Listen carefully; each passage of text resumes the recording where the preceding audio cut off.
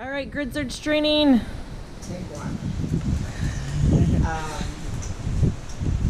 So for the retriever side of things, I know you guys like to throw around the word grid search.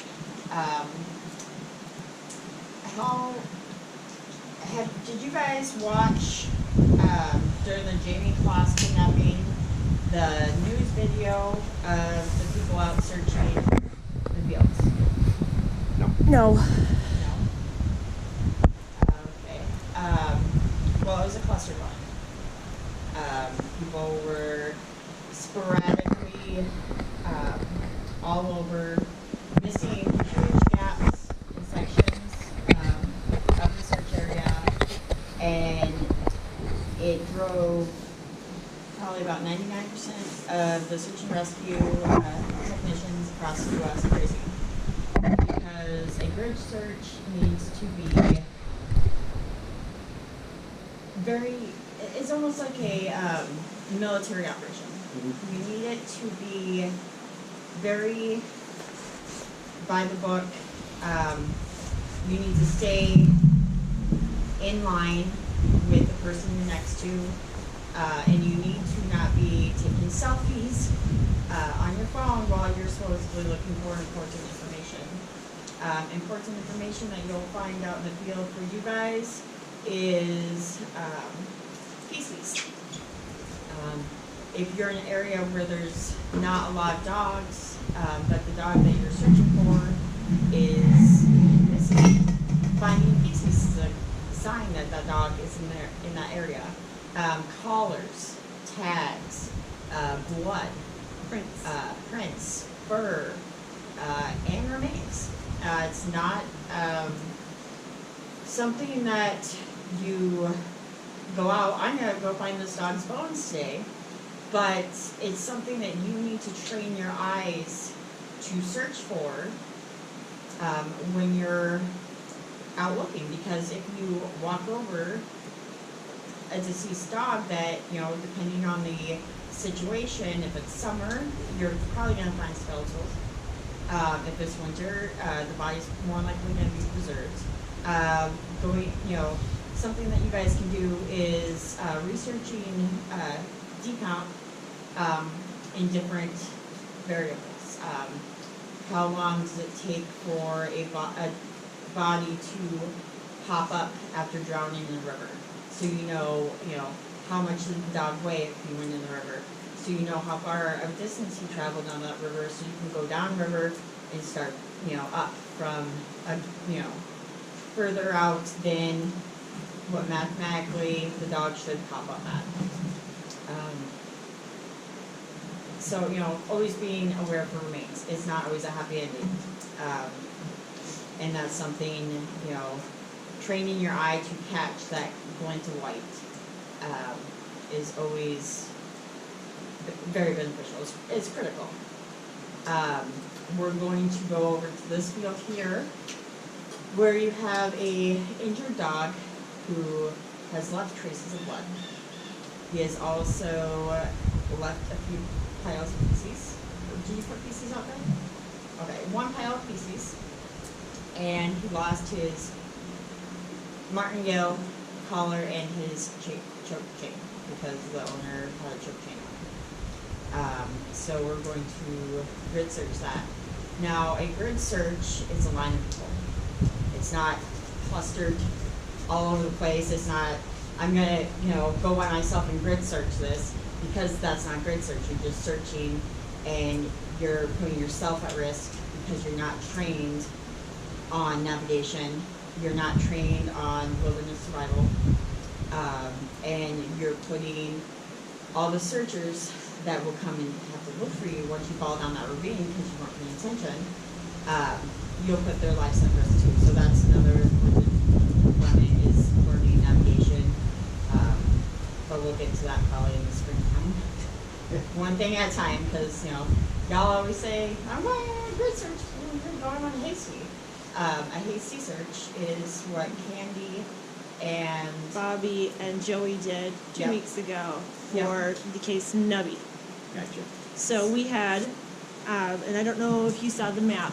Becky helped me create a map based on the 2 points of interest the boyfriend stated he potentially lost the dog in. So he started from one end, which was the candy store, the big famous candy store, and on the other end was the cattle farm, if not further. It was the further, it was silos. the grain barn. It was the Yeah. grain barns. And so she put a map together of 5 checkpoints, and Bobby, Joey, and I met at the first one. We ruled that one out right away, and then Bobby and I started walking down 169. I started closer to the highway. She was further in. Looking up, I was looking down. So we were trying to make sure we were looking in a good area. And then Joey, we sent up to the cattle farm, and she worked her way towards us. So a hasty search is not so much formation on covering an area, looking for smaller evidence or remains. A hasty search is when you're quickly searching a high probability area, like they did. They started one end, covered that, worked side by side or worked towards each other because honestly they have 3 miles to search. Well, but their search area was like this, the size of this concrete slab. So they worked, made sure cleared, and if they didn't come up with the dog, which they did luckily, they would have had to extend that out into a grid search into the swamp area. That was the next area to search. So they did hasty, they cleared it, they found the dog went home, everyone's happy, but that's not, I can't stress that enough. Not a great search. Well, yeah, it's not a great search, it's not always out there. So Candy brought these. We will probably make these up while we're sitting under this nice little enclosure. We'll draw out the rain.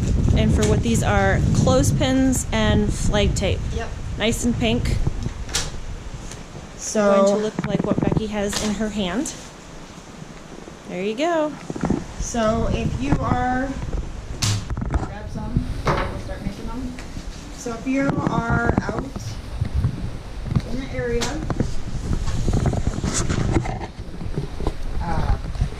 and So what are we doing? you're not your navigation skills kind of suck.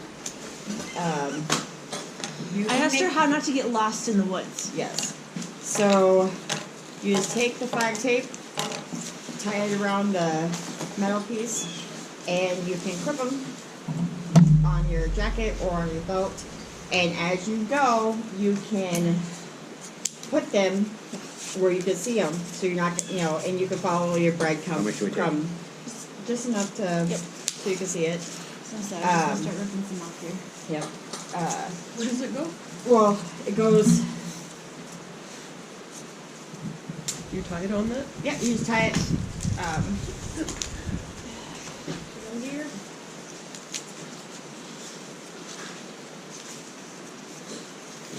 Because as a search and rescue person that looks for missing people, I want to lessen the liability of you guys becoming a statistic as much as I can. Well, these are for us to put on. Yeah. Well, you Oh, can put okay. on, and then when you're walking through the woods, you can leave your breadcrumb. Okay, that's what I thought you were If doing. you are good with navigational skills, you can also use it to mark evidence that you find. Right. Say you find a pile of poop, you can mark it. Yeah, you can make them bigger too. Yeah. So we're going to do a little bit of Too strong. that. Alright, so here's the end. I'm totally.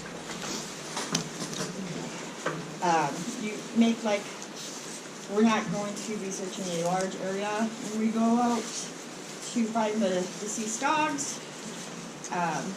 But just so you feel comfortable, making these, it's a good, it's a good way to lessen liability. Someone that's never walked solo in the woods before is going to get turned around very quickly. And like Candy, she'll get lost and Target for crying out loud, you know. Yeah. So it's good for, you know. Actually, I won't get lost in Target, but I I have You know the I aisles. have gone out and to do a search for our case Mikey in Maple Grove, and luckily I had 2 other people with me, but we set off in different directions. And I can tell you, in the course of how we were doing things, we all wore like orange hats so you could see us out in the fields. But we played the constant game of Marco Polo like every couple of minutes to make sure we were all in proximity so that we didn't lose anybody. It was very hard though, because if you basically looked around in a complete circle, it was the same. Everybody disappears. Everybody's gone. Yeah. And this was winter time. I've gotten lost in hunting areas that I know like the back of my hand. Yeah. It's easy to do, and you know, it's not to say, you know, a good person still that does navigation still can't get lost. It can Yeah. happen. Absolutely. But lessening the likelihood of giving yourself a way back out, you know. Always know the direction you came in from. Yes. And that's, we'll go over land nav and whatnot. If you do become seriously lost, you won't have self-service if you're seriously lost. You find a large tree or something, a large focal point, and you sit. You don't wander because you're going to be farther out. How many of these did you want? Just like 5 or so. Okay. Yeah. Total? It's just mainly to, you know, Right. get you guys. But you take compasses, right? Yeah, I take compass, GPS, satellite phone if it's, you know, bad enough. I lost my compass. So Now there's a dichotomy. I was called at 1 o'clock in the morning to go to a search in Grand Marais, and I live in Belle Plaine. So I got the dog, I loaded up, and I headed out. I got just past Sandstone, and the child was found. He was lost in a state park.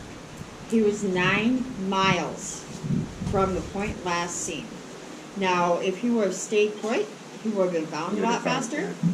And the fact that he actually just stumbled across a roadway was a miracle of God, because, you know. Oh, I thought you meant you went across the roadway and kept going. No. He got to the roadway, but he Okay, was yeah. in the state forest up there. Yeah. Oh, that's amazing. Yeah. There's at least a dozen people that didn't get that lucky Yeah. in that same state forest. Yeah. So luckily he was found. You can get really lost in a hurry. Yep.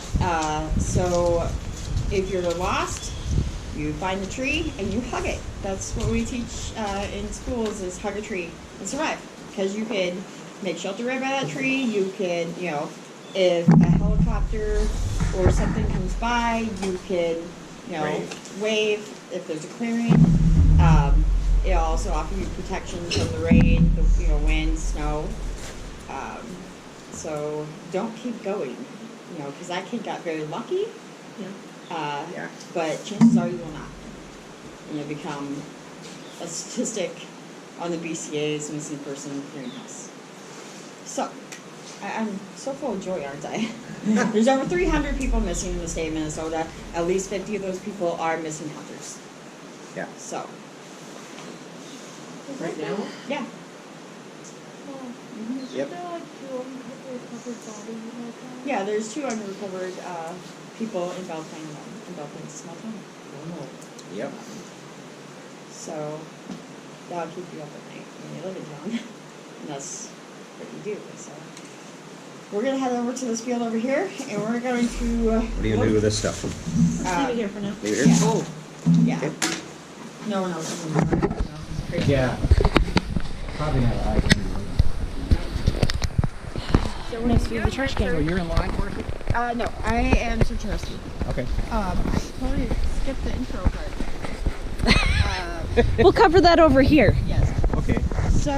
I'll ask the leading question when we get over here. No, you can just walk and talk if you want. Yeah. I have been in search and rescue for the past 6 years.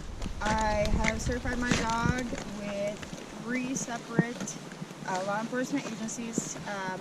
His first one was the North American Police Working Dog Association in trailing in 2015. In 2015 again, I certified my dog with Type 2 Wilderness, which is a 24-hour beach trail, mile and a half long, with American Working Dog. And my most recent is urban certification with International Bloodhound Training Institute, which was by far the hardest because my dog knows that plus 1 ounce of grass is strictly prohibited. It is component based. I am also a STAR Type 2, search and rescue. Ranking. Thank you. You can be with NASAR, which is National Association of Search and Rescue. It covers the searching, navigation, land and mapping, first aid, ropes, knots, you name it. So I've been on many small and large searches. And, you know, I'm here to help you guys, one, not become a statistic so people, you know, have to go search for you, but two, so you can do your jobs successfully in case my dog or any of my friends' dogs that do this type of work happens to go missing. Yeah. And I really will be grateful when Candy and Cedar are ready to go, because I'm sick of having people throw large sums of money in my face to get me to have my dog who's trained to ignore dogs to trail a human. So, yeah, it's one of my main, you know, factors on this. Okay, so on Grid Search, we're going to line up right here. Ari, you're going to be first. And then you do about 10 feet right here.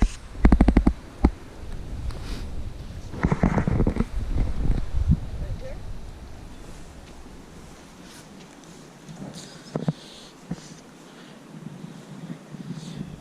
All right, so to come up with the distance, you're gonna go over how you set this up. Okay.